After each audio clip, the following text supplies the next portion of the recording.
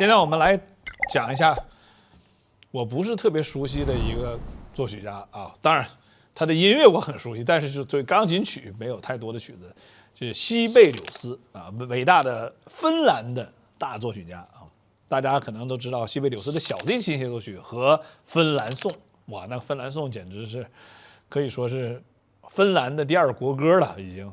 我曾经看到过芬兰人在听芬兰颂的反应，全是热泪盈眶。我真的是我看着我很激动，虽然我知道但是一段非常重要的历史啊，就是这个一场战争啊，对，但是就是那首曲子就什么感觉，就是我们的黄河，就是这种感觉啊。那个芬兰颂，到时候小严会给你们做一些音乐的分享。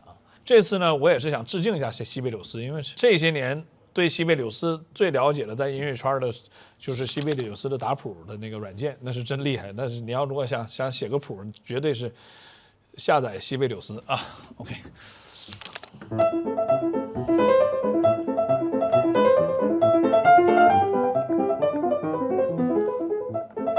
对，这个曲子呢，我稍微说一下，就是这个芬兰人的这个特点啊。芬兰现在呢是全世界新指挥最多的、最厉害的国家。你现在看啊，从这个沙洛能以后哈，你看到这些名字，就有一点亚洲感觉的啊，麦克利，这个 Tarmo， 全是芬兰人。现在这个芬兰的指挥，只要是芬兰的指挥，全是炙手可热啊。现在你看这个最新的芝加哥交响团和阿姆斯特丹呢，就是这个麦克利啊，然后现在这个又出来一个 Tarmo 啊，这个因为他的 last name 是这实在是太长了，有点记不住。对，这个在香港爱乐啊，包括 Salonen 这个洛杉矶爱乐啊等等啊，都是这些大腕指挥啊，这一个接一个啊。那对我来讲，芬兰就是有几个比较关键的东西啊。一个呢是他们的这个，因为在地处北极圈，所以就是这个冬天呢几乎没有太阳。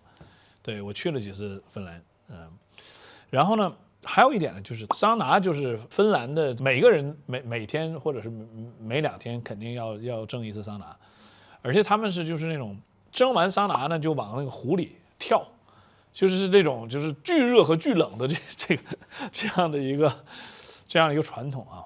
对，那现在我们说一下，就是很多人开芬兰人的玩笑啊，说什么呢？谁是热情的芬兰人和不热情的芬兰人的区别？热情的芬兰人是看你的鞋，害羞的芬兰人是看自己的鞋。对，就都很害羞啊，几乎就是大家在聊天的时候都看鞋，就是比较害羞，社交里面是比较低调的。对，但实际他们也很热情啊。好了，那我们书归正传啊，稍微讲一讲这个曲子呢。怎么说呢？因为我在弹这个录制这个曲子的时候啊，为这个钢琴书2做一些准备啊，我就特别想录一个就像芬兰这样的比较有意思的这个北极圈的这个北欧国家的这个。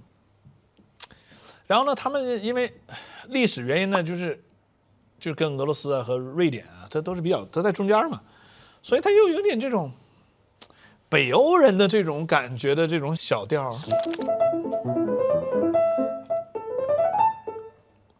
然后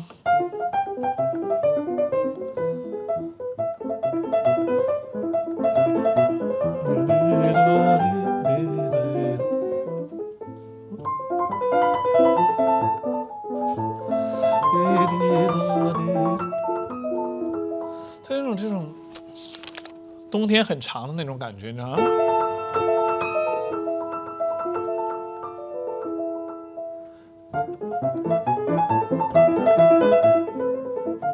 还有一个比较有意思的，我想说啊，芬兰呢跟这个亚洲文化有点像啊。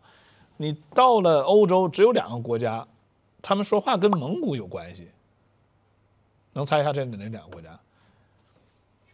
匈牙利和芬兰。对，就有点亚洲的这种感觉，就是他们很多人是芬兰和匈牙利人有亚洲的，反正有点那种关系了啊，包括语言。从技术层面呢，这个曲子最难的就是这个5指换4指，4指换5指，这特别容易